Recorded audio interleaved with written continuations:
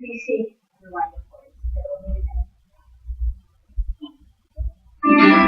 Okay.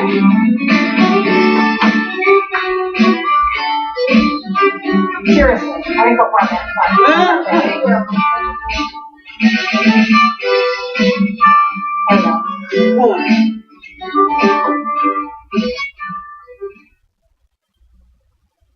Hi, my name is Christiana Dunn, and my class project is on ancient Greece. People in ancient Greece discovered bronze in 3000 BC. Bronze was a mixture of copper and tin. The capital city was Athens. Athens was named after the goddess Athena. She was the goddess of wisdom. The ancient Greek clothing was made of wool and linen, and then later on made out of cotton and linen. Greece would not always wear sandals, but especially indoors. But on long trips or on rocky paths, they would wear sandals or leather shoes, and they would wear wide-brimmed hats for the rainy season, and small woven straw hats in the summer to keep cool. The government was a democracy. Men could vote, but women and slaves couldn't. The education was made up of regular stuff, but also dance, sports, and art. Girls could not be in school, but they would either be homeschooled or just taught by their mothers how to take care of their family. Ancient Greek festivals would mostly be about gods, in June and July, the festival would be about the goddess Athena. In October and November, it would be about Zeus. There were different gods in Greek mythology, and with each god, they had a different power or strength. Poseidon, he was the god of the sea, Demeter was the god of earthquakes, and Mars was the god of war.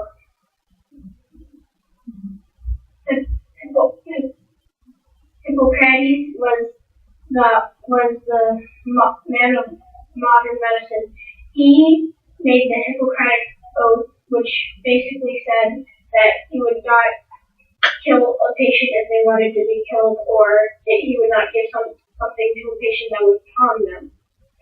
The justice system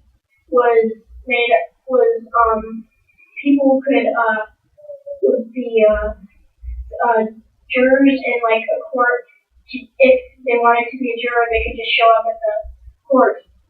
And criminals worked at silver mines or would pay a fine or something. But the worst punishment was working in the silver mine because they could die. Ithaca. That island was mentioned in the poem by Homer, the Odyssey, and in that poem it was about Odysseus, and he won the battle. He won the battle of Troy, and he traveled 10 years to get back home, but because he was caught by weird creatures, and his wife Penelope waited on the island of Ithaca patiently. There was a game called Knucklebone that was played by women and children. It used sheep's ankles, and they would throw the bones in the air and then catch them on the back of their hand. The language was made up of letters, and some of the letters in the language were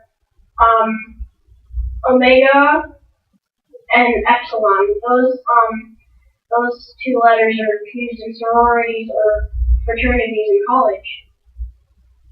And there was a battle at Marathon, and after the Greeks won, this man ran 26 miles to Athens to tell the Greek people that they had won, and then got dead because he ran so long.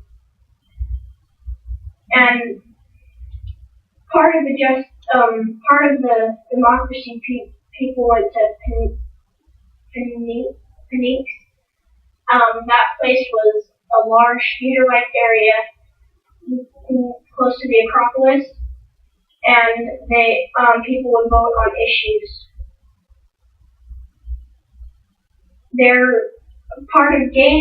Another part of games were the Olympic Games.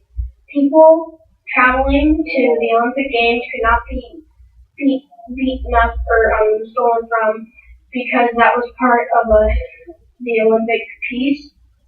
And anybody who would do that would be cursed by Zeus. And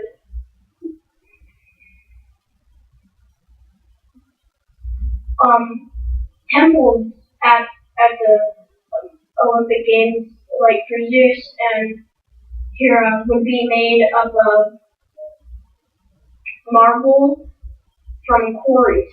Quarries had to be closed because marble was very heavy.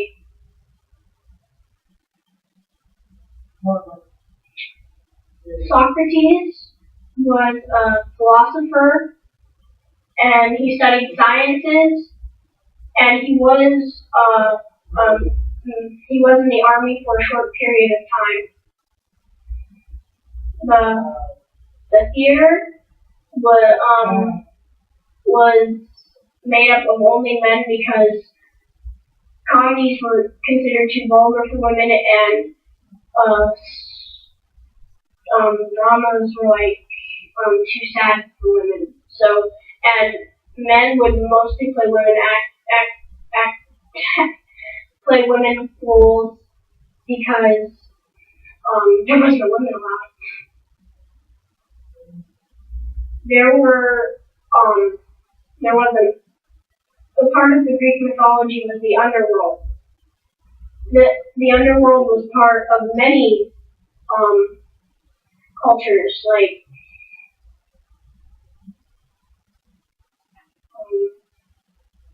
Persia, Egypt, Babylon, and it was ruled by the god Hades, Zeus's brother. Voting was another part of the government. Water clocks was also another part of the justice system or the government, because if somebody was talking to support a law or protect a person who was going to go to jail or someplace, the water clocks would basically tell if when the last part of water trickled out, their talk would be finished.